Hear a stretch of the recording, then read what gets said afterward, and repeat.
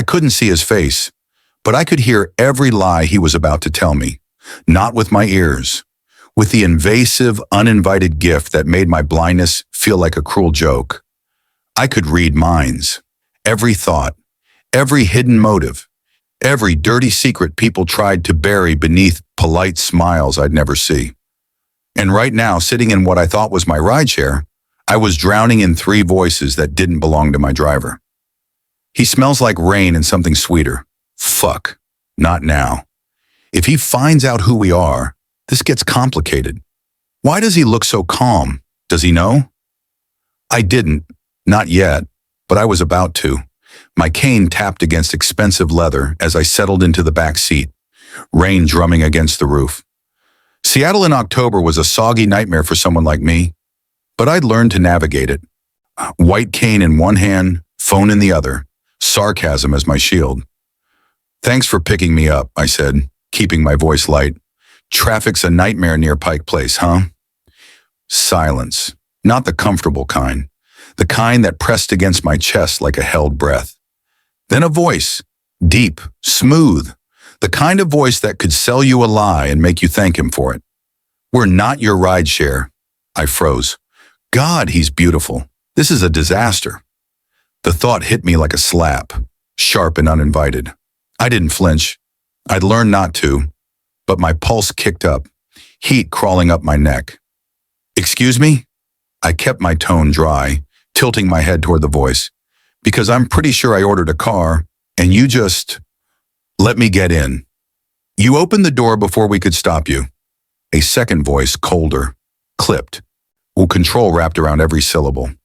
We thought you'd realize and leave. He's fearless or reckless. Either way, he's ours now. I bit the inside of my cheek to stop the shiver that thought triggered. Ours? What the hell did that mean? Well, I said, fingers tightening around my cane.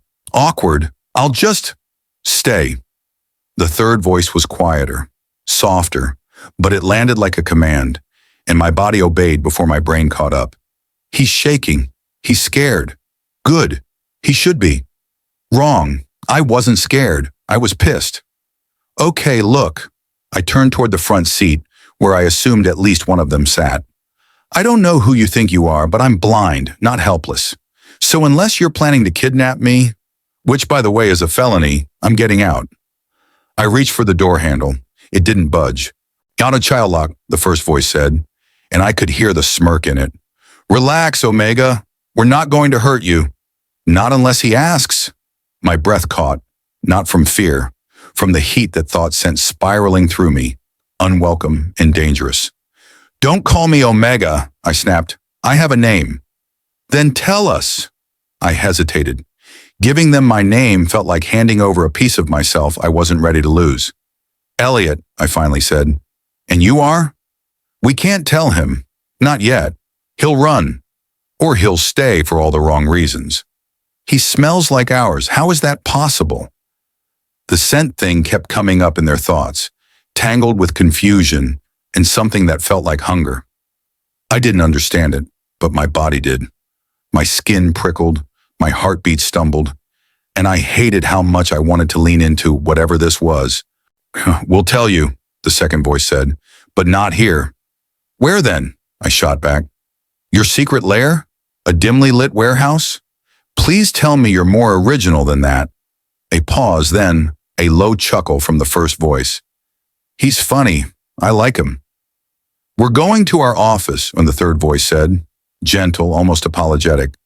We'll explain everything, and then we'll take you wherever you need to go.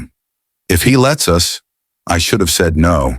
Should have demanded they unlock the door and let me out into the rain.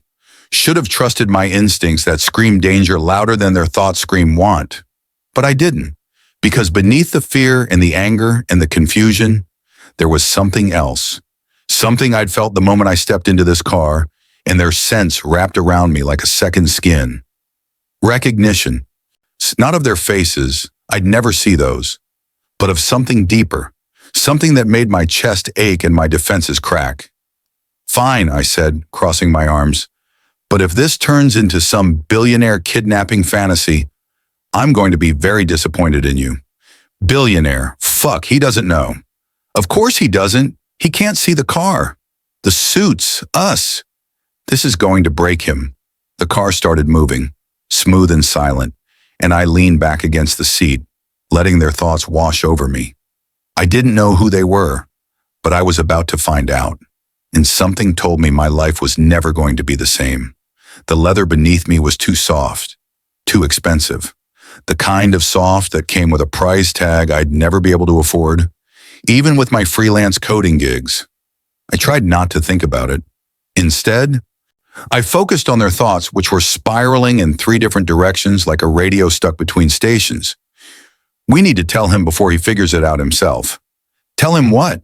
That we've been looking for him? That's insane. His scent is getting stronger. I can barely think straight.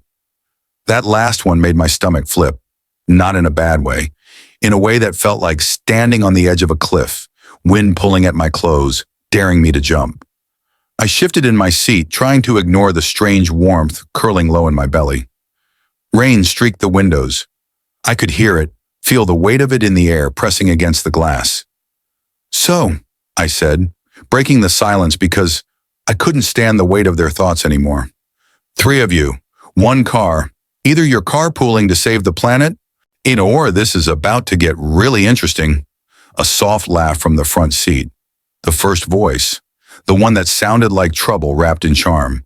He's trying to stay calm. It's adorable. I wasn't adorable. I was calculating, reading them faster than they could lie. We're brothers, the second voice said. Still cold, still controlled. Triplets. Oh. That explained the overlapping thoughts, the way their voices bled into each other like 3 parts of the same song. Triplet alphas, I said slowly. In a car that smells like leather and something else I can't place. Let me guess. You run a company. Something big. Something that involves suits and boardrooms and people who say synergy unironically. Silence then. The third voice, quiet and careful. You're perceptive. Too perceptive. How does he know? I didn't. Not really, I was guessing, stitching together fragments from their thoughts like a puzzle missing half its pieces. But I wasn't about to tell them that. I'm blind, not stupid, I said. You'd be surprised what you notice when you can't see. The car turned, smooth and controlled, and I felt the shift in momentum press me deeper into the seat. My cane slipped, clattering against the floor. Before I could reach for it, I heard movement, fabric shifting, a presence leaning closer. I've got it. The third voice, the gentle one. His fingers brushed mine as he handed the cane back, and the world tilted. Not physically, mentally. The moment our skin touched, his scent hit me like a wave. Cedar and rain and something warm, something that made my chest ache in a way I didn't understand.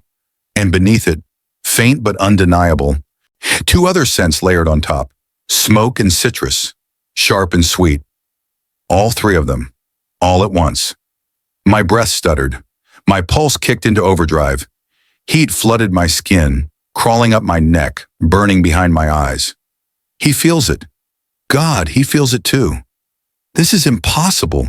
We can't all, but we do. We all want him. I yanked my hand back, cane clutched tight, heart hammering so loud I was sure they could hear it. What? My voice cracked. I cleared my throat, forced steel back into it. What the hell was that? You tell us. The first voice, closer now. He turned in his seat. I could feel his attention on me like a spotlight. His scent just spiked. He's aroused, scared. Perfect. I wasn't scared. I was terrified, not of them, of this, of whatever this pull was that made my body lean toward them even as my brain screamed to run. I don't know what you're talking about, I lied. Liar. The second voice, blunt, direct, no room for games. He's shaking. He knows, he just won't admit it. I wasn't shaking. Okay, maybe a little. Look, I said, trying to sound braver than I felt. I don't know what kind of Omega fantasy you're living out here, but I'm not interested. I got in the wrong car. That's it. End of story. Is it? The third voice again? Soft, coaxing, like he was trying to gentle a spooked animal. He's lying to himself. He wants this. He's just afraid. The car stopped. Engine still running. Rain still falling. But we weren't moving anymore. We're here, the second voice said. Where, I wanted to ask. But my mouth wouldn't work. My brain was too busy trying to process the fact that my body was betraying me. Leaning toward them, toward their sense, toward something I didn't have a name for. A door opened. Cool air rushed in, cutting through the warmth that had been building inside the car. Come on, the first voice said. We'll explain inside. If he runs, we'll find him. We always do. I should have run, should have bolted the second the door opened, let the rain swallow me whole. But I didn't, because beneath the fear and the confusion and the heat burning through my veins, there was something else. Curiosity, and maybe, just maybe, the smallest, most dangerous spark of want. I stepped out of the car, into the rain, into their world, and I had no idea if I'd ever find my way back out. Rain hit my face like tiny cold needles, pain soaking through my jacket in seconds. I heard footsteps around me, 3 sets, moving in sync like they'd done this 1,000 times before. Inside, one of them said. The second voice, the cold one. A hand touched my elbow, light but firm, guiding me forward. I wanted to shake it off, prove I didn't need help. But the truth was, I had no idea where I was, and my pride wasn't worth face planting on wet pavement. He's tense. He doesn't trust us yet. Can you blame him? We basically kidnapped him. We didn't kidnap him. He got in voluntarily. Technically, I said out loud because I couldn't help myself, kidnapping includes keeping someone against their will. And those child locks? Yeah, that counts. A pause, then a low chuckle from the first voice, the charming one. You planning to press charges? Omega Elliot. The way he said my name made my skin prickle, like he was tasting it, testing how it felt in his mouth. God, I want to hear him say mine. Depends, I shot back. You planning to tell me yours? Or are we doing the whole mysterious billionaire thing where I'm supposed to swoon first and ask questions later? We're not billionaires, the third voice said quietly. Technically, we're multi-billionaires. Shut up, he can't know that yet. I almost laughed. Almost. Because the sheer absurdity of my life right now, standing in the rain with 3 alphas whose thoughts were louder than their words, was either hilarious or terrifying. Maybe both. The hand on my elbow guided me forward again. I felt pavement turn to tile beneath my shoes, heard the rain fade as we stepped under cover. A lobby, maybe. The air shifted, warmer, laced with the scent of coffee and something floral I couldn't place, and beneath it, them, cedar, smoke, citrus, wrapping around me like they had every right to be there. Elevator, the cold voice said. I heard the ding, felt the slight pull of motion as we stepped inside. The doors closed with a soft hiss, sealing us in. The space was smaller now, tighter, their scents thickened, pressing against me from all sides, and I had to focus on breathing through my mouth just to keep my head clear. He's holding his breath. It's affecting him. Good, he should feel this. We need to slow down. He's overwhelmed. I'm fine, Ryan, I said, even though I wasn't. Even though my heart was racing and my skin felt too tight and every instinct I had was screaming at me to either run or surrender. I wasn't doing either. God, you don't look fine once, the first voice said. Closer now, right beside me. Well, lucky for you, I replied, keeping my tone light. I can't see what I look like, so I'll just keep pretending. A soft breath, almost a laugh. He's deflecting. He does that when he's scared. I wasn't scared. Okay, maybe I was a little scared. The elevator dinged again. Doors opened, more tile beneath my feet, but softer now. Carpet, maybe. Expensive carpet. This way. The gentle voice. The third one. His hand replaced the other on my elbow, and the difference was instant. Warmer. Softer. Like he was asking, not commanding. He's trembling. I can feel it. I wasn't trembling. Fine. Maybe I was trembling a little. We walked for what felt like forever, but was probably only seconds. I heard a door open, felt the air shift again as we stepped into a new space. Bigger, quieter. Sit, the cold voice said. I'm not a dog, I snapped. No, he's ours. That thought hit me square in the chest, stealing my breath. Not because it was possessive, because part of me, some stupid, reckless part of me, wanted it to be true. Please, the third voice corrected. Sit, please. I hesitated, then lowered myself into what felt like a chair. Leather again. Soft. The kind of chair that probably cost more than my rent. Okay, I said, gripping my cane like a lifeline. I'm sitting. Now tell me what the hell is going on. Silence. Not the empty kind. The full kind. The kind loaded with words none of them wanted to say first. How do we explain this? We can't. Not without sounding insane. He already thinks we're insane. I don't think you're insane, I said. I think you're alphas with too much money and not enough boundaries. But I'm willing to hear you out. You're our mate. The words came from the second voice. Blunt, direct, no hesitation. And just like that, the world stopped. Not literally, but it felt like it. Like someone had reached into my chest and squeezed. Excuse me? That went well. You couldn't have eased into it. He deserves the truth. All three of us, the first voice added, quieter now, almost careful. We're all your mates, Elliot. I laughed. I couldn't help it. The sound came out sharp and bitter and wrong. That's not possible. It is, the third voice said, soft, steady. It's rare, but it's real. Please believe us. Please don't run. I wanted to.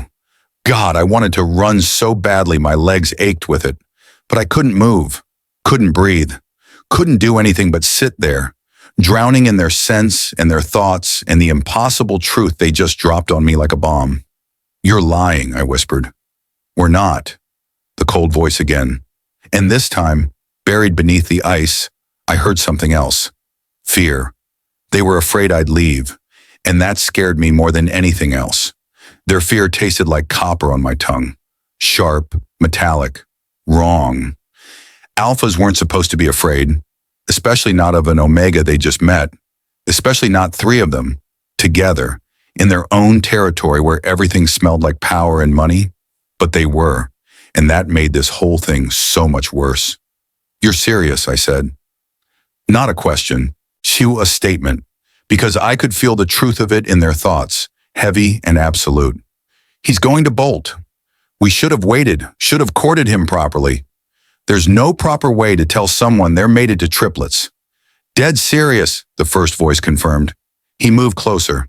I heard the soft shift of fabric, felt the heat of him near my left side. I know how this sounds. Do you? I shot back.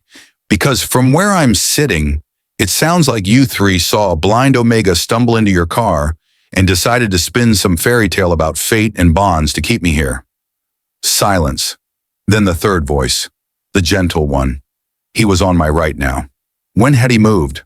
We're not lying, Elliot. I swear on everything I am. Please, please believe me. The rawness in that thought made my chest ache. Harem like he was bleeding and trying to hide it. Names, I said suddenly. If you want me to believe you, start with your names. Real ones. Not we're brothers or we're alphas. I want to know who I'm supposedly bonded to. A pause.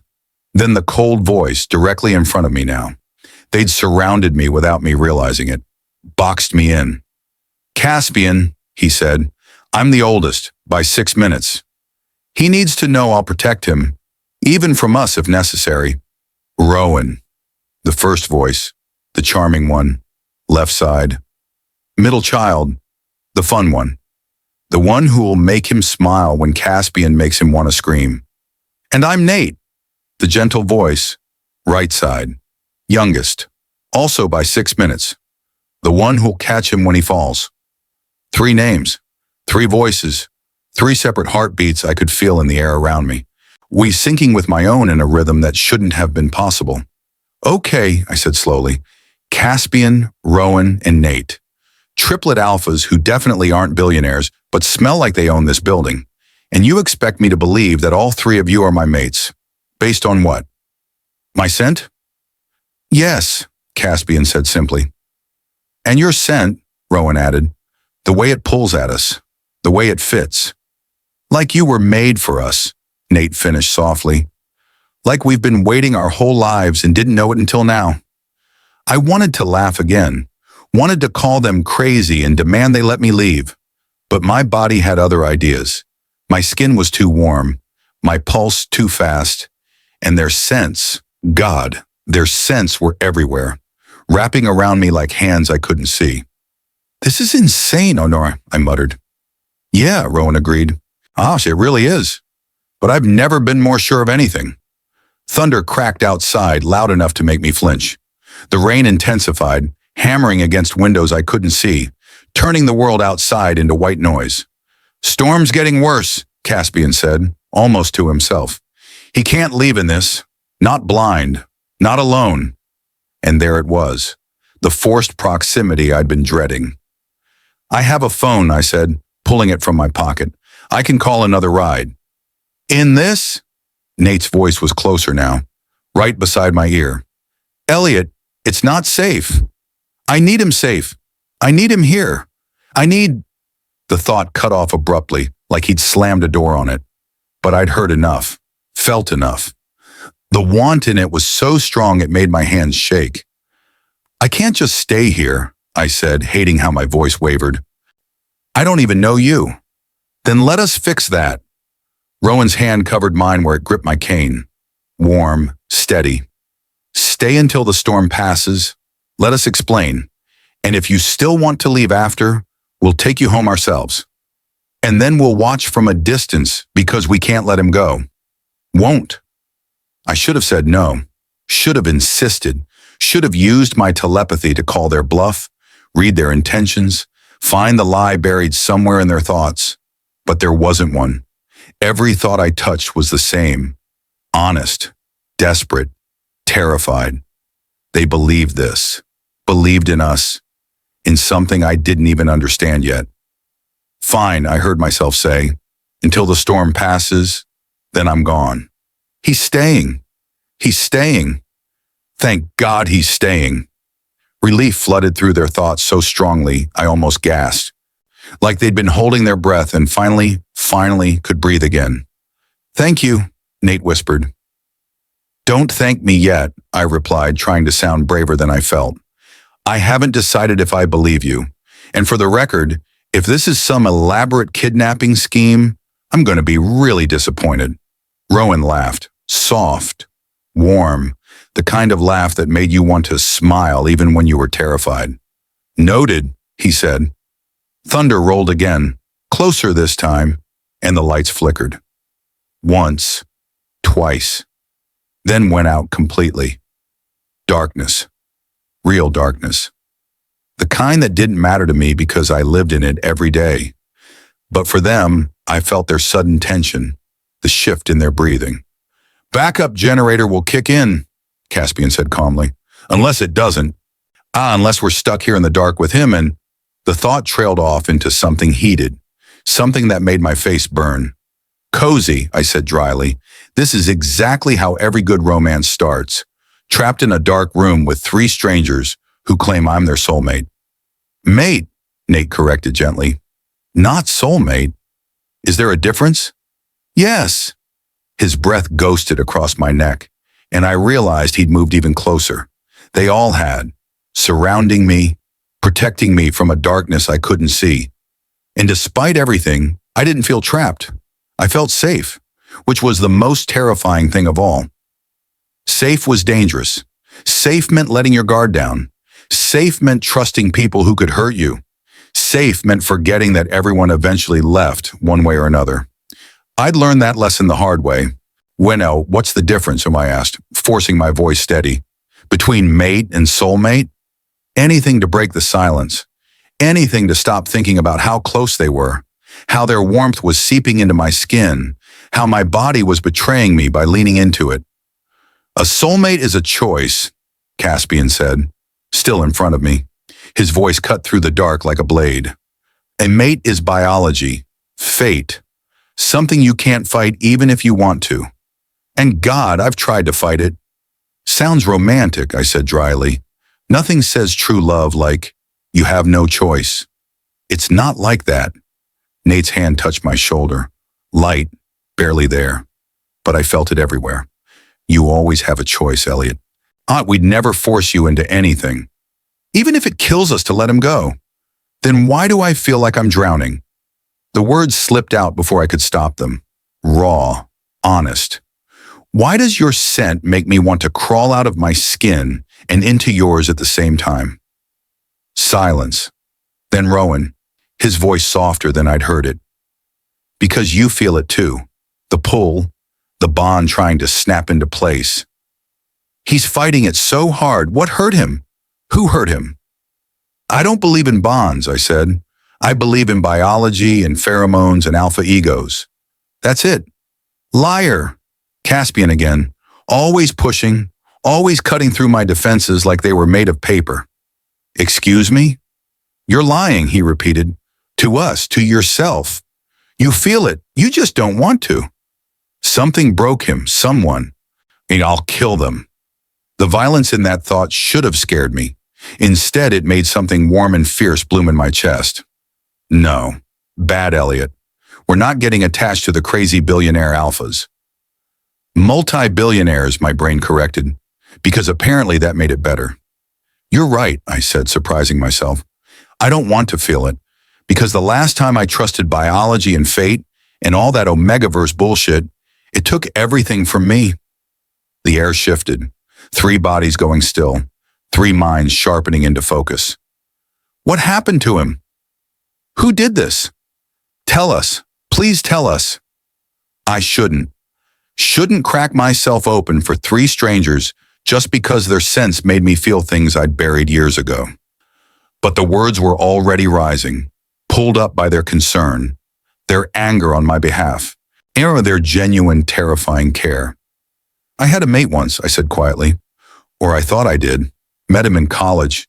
He was an alpha, charming, smart, said all the right things. My fingers tightened on my cane. The metal was cold, real, an anchor. We bonded, not officially, not with marks, but close enough. He promised me forever, promised me safety.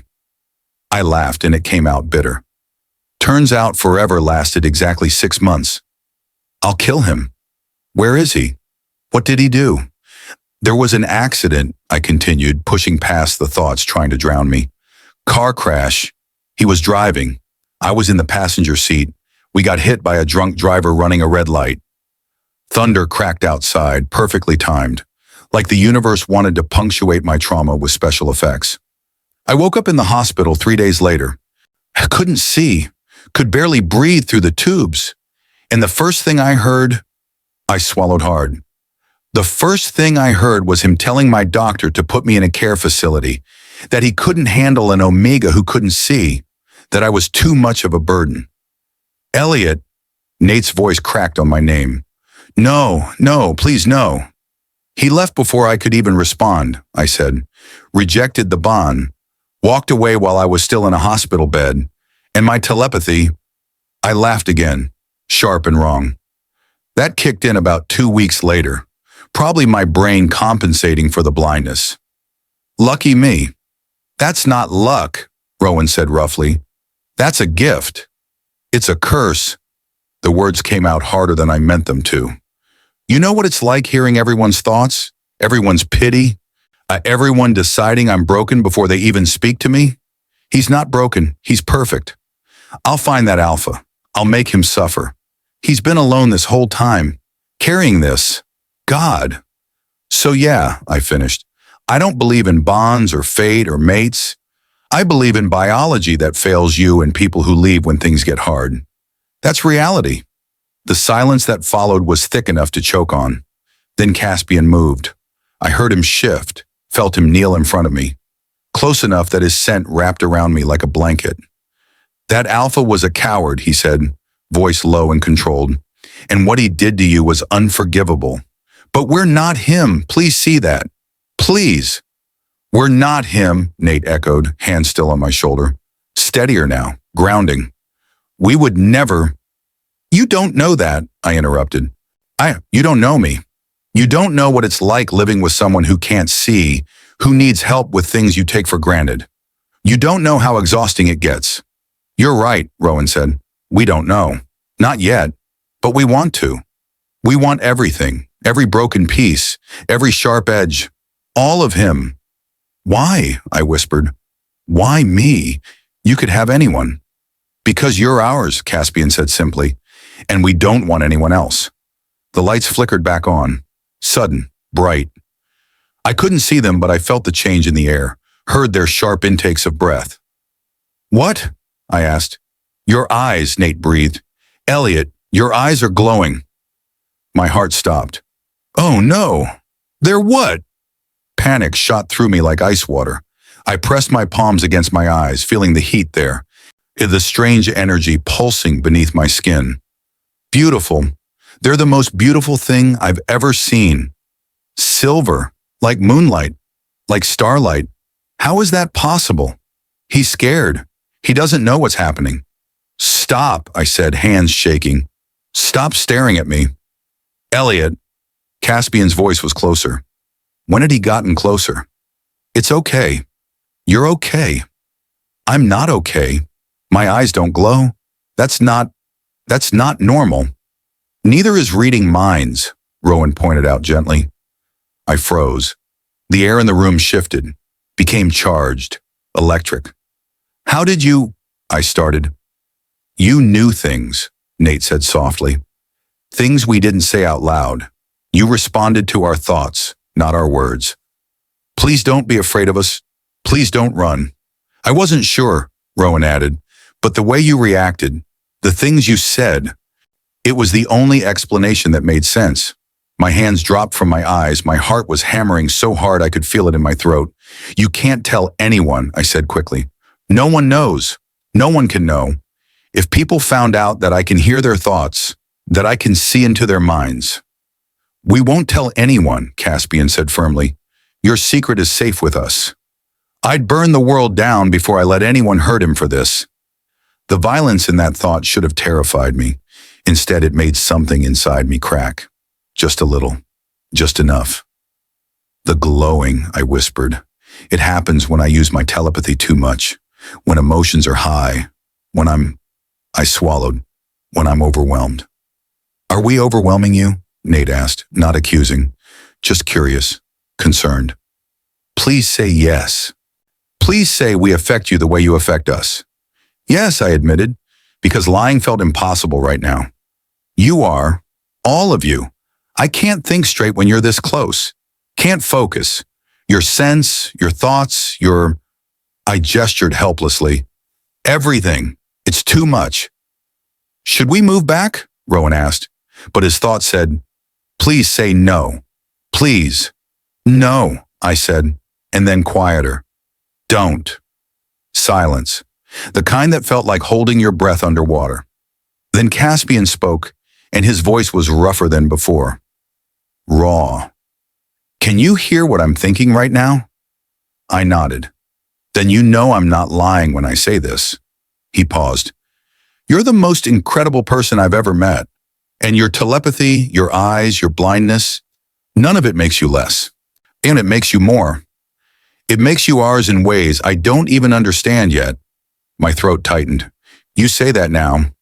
Wait until you've lived with someone who knows every thought you have, every lie you tell, every secret you keep. I don't want to keep secrets from you, Nate said. His hand was still on my shoulder, warm and steady.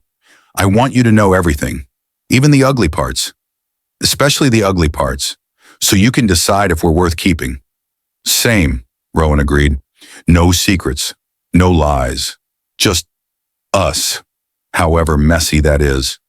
However complicated, however impossible, just us. I wanted to believe them. God, I wanted to so badly it hurt. The glow, Caspian said, changing the subject like he could sense I was about to shatter. Does it hurt? No, it's just warm. Like there's light trying to escape from inside me. I touched my face again, feeling the heat fading.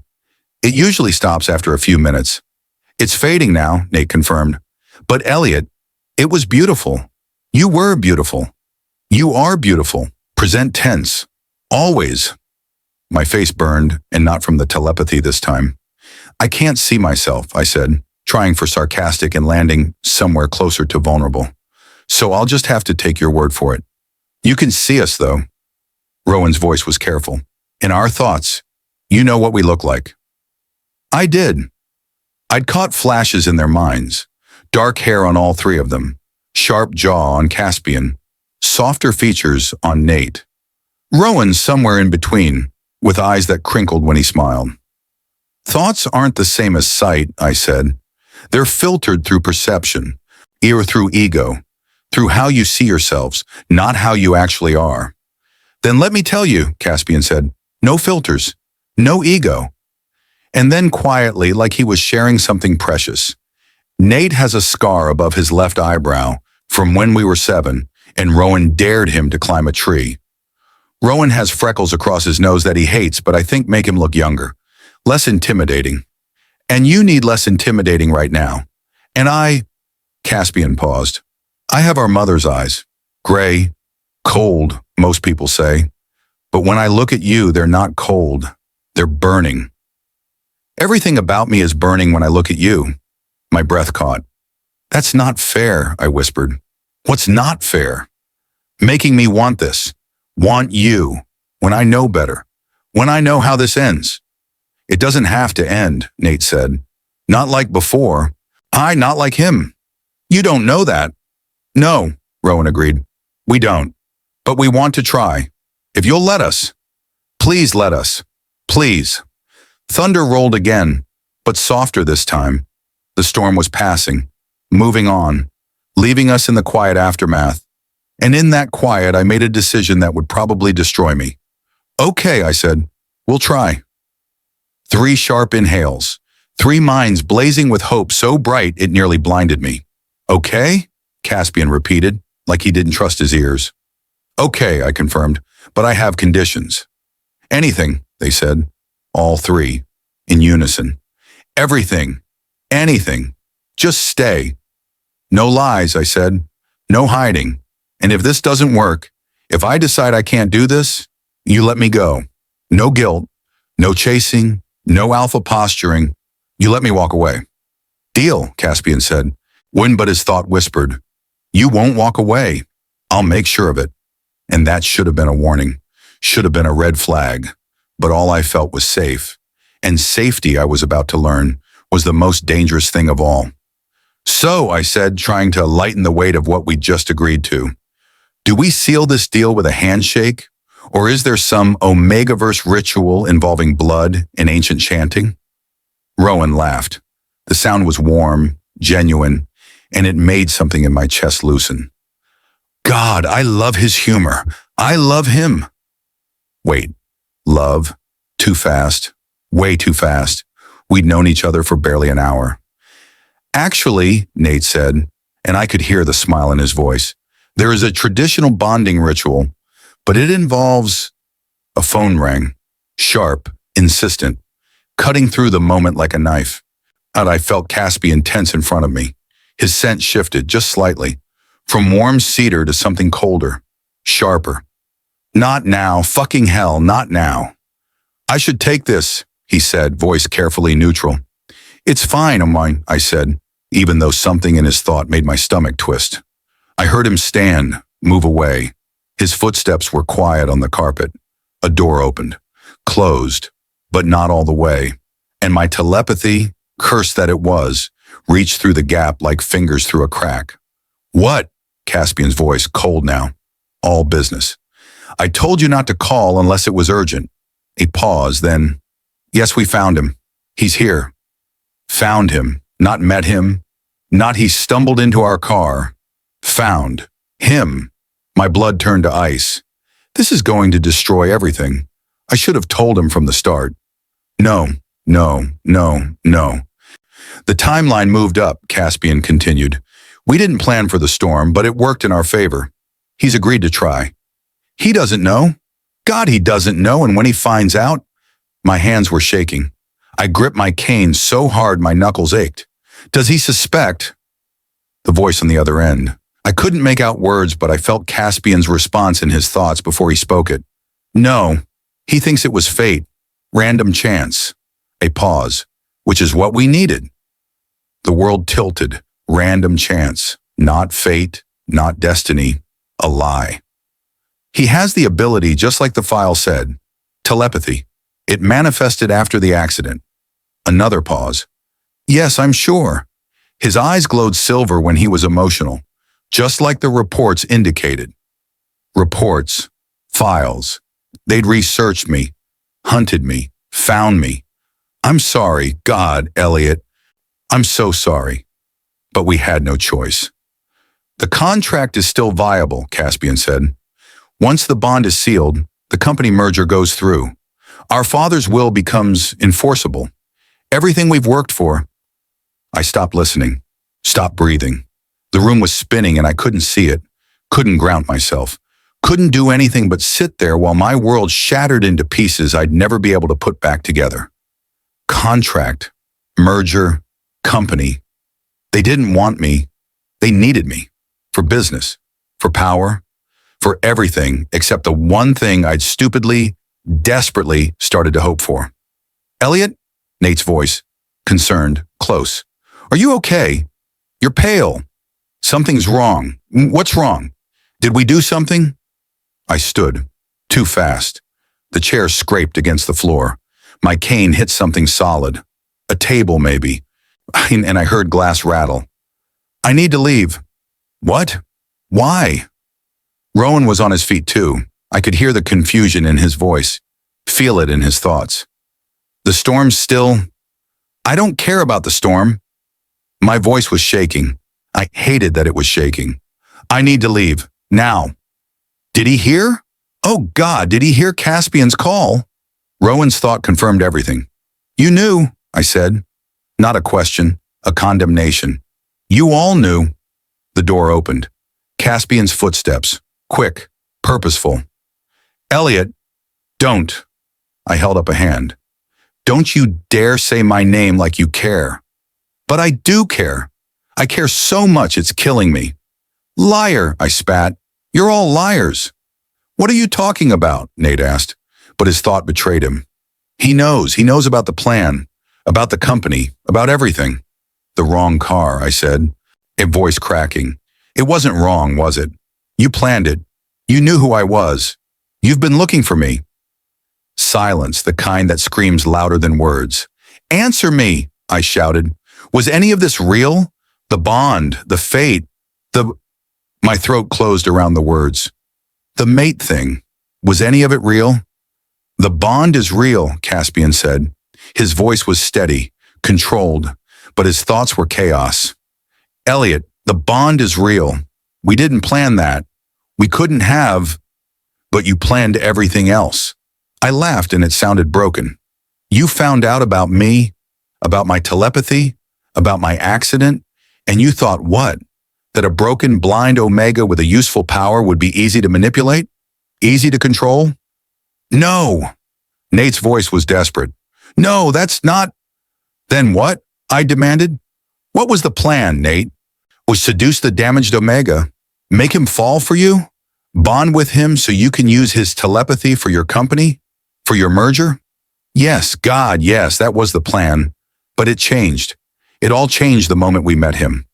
It changed, Rowan said quietly. Elliot, please, it changed. When? I asked. When did it change?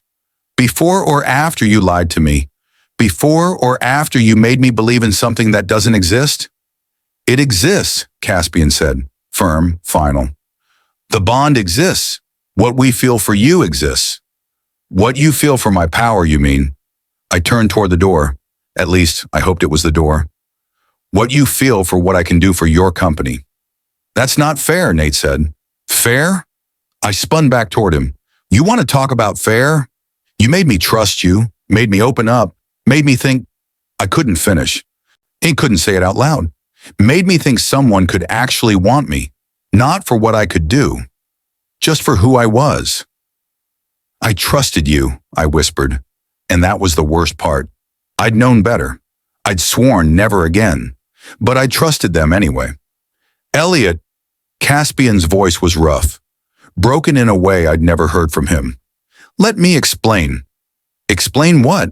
I shot back. How you hunted me down. How you orchestrated this whole thing. How you made me believe in something that was just a business transaction. It wasn't. God, it wasn't supposed to be like this. Then what was it supposed to be? I demanded. Tell me the truth. All of it. Right now. Silence stretched between us like a wound. Then Caspian spoke, and for the first time, his controlled mask cracked completely. Our father died 6 months ago. It left everything to the three of us, but with a condition. His voice was hollow, empty. We had to find our true mate and bond within a year, or the company goes to our uncle, a man who would destroy everything our father built, a man who would destroy thousands of jobs, thousands of lives. We couldn't let that happen. So you found me, I said flatly. How? Private investigator. Rowan this time. His usual charm was gone, replaced with raw honesty. We hired him to search for Omegas with rare abilities. Omegas who might be our mate. The bond is real, Elliot. We can't fake that. But yes, we were looking. We were desperate. And then we found you, and everything changed. When? I asked. When did everything change? The moment you stepped into the car. Nate's voice was barely a whisper. The moment your scent hit us and we knew. Not because of the file, not because of your abilities, because you were ours and we were yours and nothing else mattered. I would have thrown away the company, the merger, everything, just to keep him. I wanted to believe him, wanted to so badly my chest ached with it, but I'd believed before, and it had destroyed me. You should have told me, I said. From the beginning, you should have been honest. You're right. Caspian stepped closer. I could feel him, feel the weight of his presence. We should have, and I'm sorry. I'm so fucking sorry, Elliot. I'm sorry I'm not better at this, at feelings, at being human instead of just alpha. Sorry doesn't fix this, I said, but my voice was weaker now, cracking under the weight of their genuine regret. I know. His hand touched my face. Gentle, asking permission. I should have pulled away, should have kept my walls up.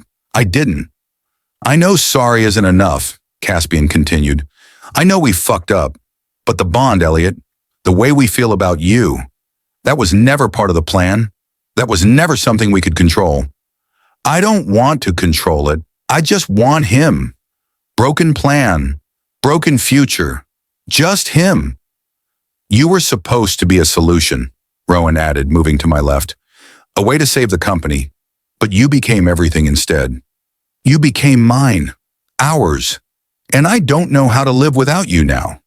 And I hate that, Nate said from my right. I hate that we met you this way, that we didn't get to court you properly, that our first interaction was built on a lie. But I'd do it again. I'd do it all again, just to have met you. I was crying. I didn't realize it until I tasted salt on my lips, tears I couldn't see, falling for people I couldn't see, over a bond I couldn't see, but God help me, I could feel. I'm scared, I whispered. The words ripped out of me, raw and honest. I'm so scared of this, of you, of wanting something that will destroy me when it's gone. Then we won't leave. Caspian's thumb brushed away my tears. We'll stay. Through every difficult moment, every fight, every time you push us away because you're terrified we'll leave first. We'll stay even when it hurts, especially when it hurts. You say that now, I said, but you don't know what it's like. Living with someone who can hear every thought, every frustration, every moment you regret being with them. Good, Rowan said. Then you'll know we're telling the truth. And you'll hear it in our thoughts when words fail. You'll hear that I love you even when I'm too scared to say it. My breath caught. Love. There it was again. In his thoughts. Honest. Terrifying. Real. I hear you now, I said quietly. All of you. Every thought. Every feeling. And, Nate asked, what do you hear? I took a shaking breath. Let my telepathy open fully. Let their thoughts wash over me like a wave. I love him. I love him. I love him and I'm terrified, and I don't know how to fix this. I hear three alphas who screwed up, I said, who lied, who manipulated, who used me for a company merger. They flinched, all three. I felt it in their thoughts, sharp and painful. But I also hear three alphas who are terrified of losing me, who regret their choices, who, I swallowed hard, who love me despite only knowing me for a few hours. Yes, Caspian said simply. All of it. The good and the terrible. That's us. And you? Rowan asked carefully. What do you feel? I should have lied, should have protected myself, should have walked away before they could hurt me more. But I was tired of lying, tired of running, tired of being alone because I was too scared to let anyone in. I feel terrified, I admitted. I feel angry and hurt and betrayed. But I also feel... I touched my chest where the bond was pulling, aching, demanding. I feel like I've been waiting my whole life for this, for you. And I hate that. I hate that I want this even after everything. Thank God. Thank God. We'll make this right. And I swear we'll make this right. We'll spend the rest of our lives making this right. I can't forgive you yet, I said. Not completely. You broke my trust. You need to earn it back. We will, Nate promised, however long it takes. And the company, I asked. The merger? Fuck the company, Caspian said, and his thought echoed it, sharp and absolute. If we have to choose between you and everything else, we choose you. I wanted to believe him, and maybe, just maybe, I was starting to. Prove it, I said. The words hung in the air between us, a challenge and a plea wrapped into two syllables. What? Caspian asked. Prove it, I repeated, stronger now. You say you choose me over the company. Prove it, right now. Anything. Tell us what you need. I felt them waiting, three hearts beating in sync with mine, three minds focused entirely on me. Call whoever was on that phone, I said. Tell them the deal is off, that you're choosing me over the merger, over everything. Silence. Then Caspian moved. I heard him pull out his phone, heard the buttons beep as he dialed. Speaker, I said. Put it on speaker. He did. The line rang twice before a cold, professional voice answered. Caspian, tell me you have good news. The deal's off, Richard, Caspian said. His voice was steady, absolute. Find another way to handle the merger. We're not using Elliot for this. Even if it costs us everything, even if we lose it all. A pause on the other end, then sharp and angry. You realize what you're throwing away? Your father's legacy? Everything he built?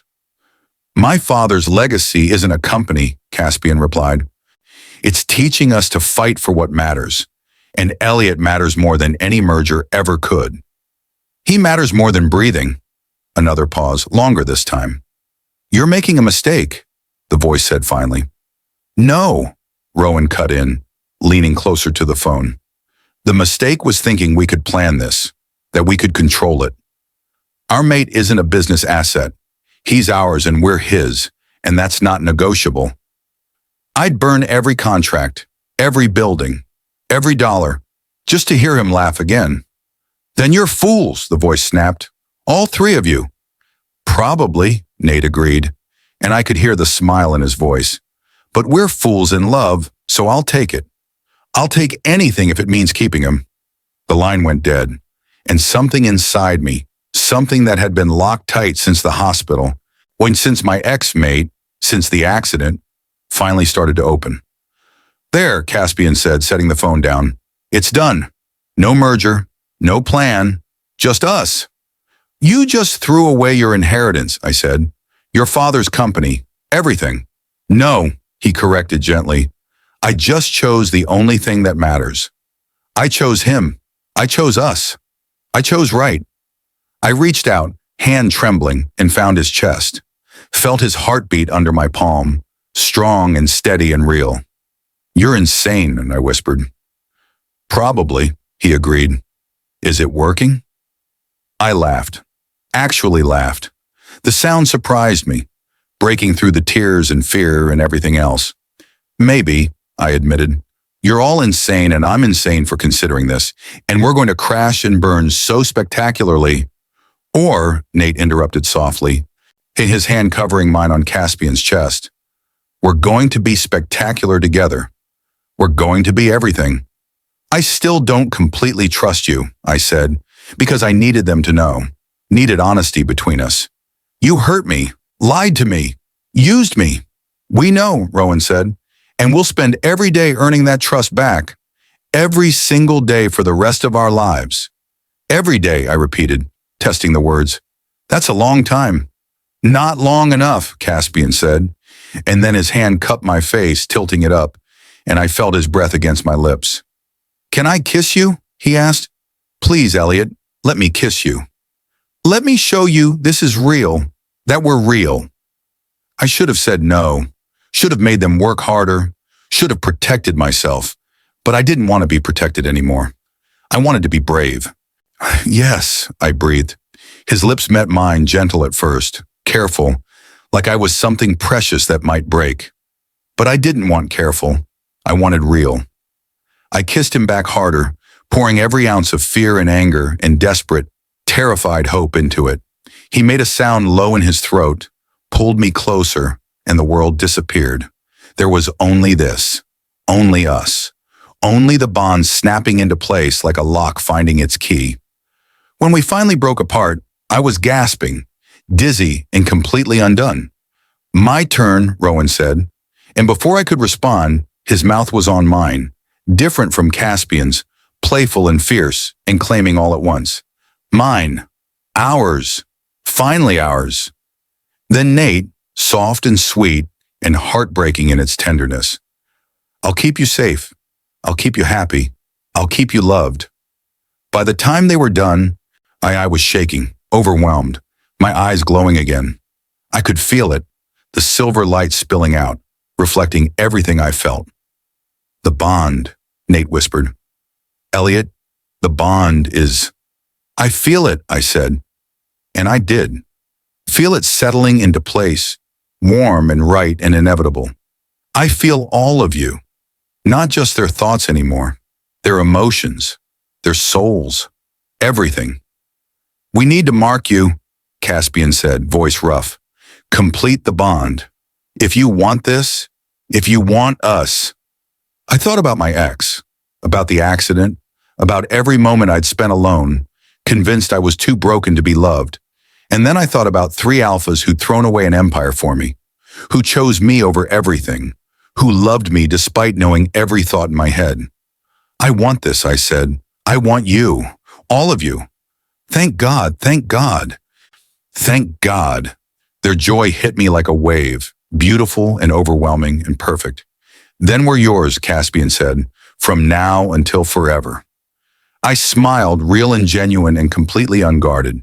Forever's a long time, I said. Think you can handle a sassy, blind, telepathic Omega for that long? Baby, Rowan laughed. We're counting on it. And as they pulled me close, as their scents wrapped around me and the bond hummed between us, I realized something. I'd gotten in the wrong car and found exactly where I belonged.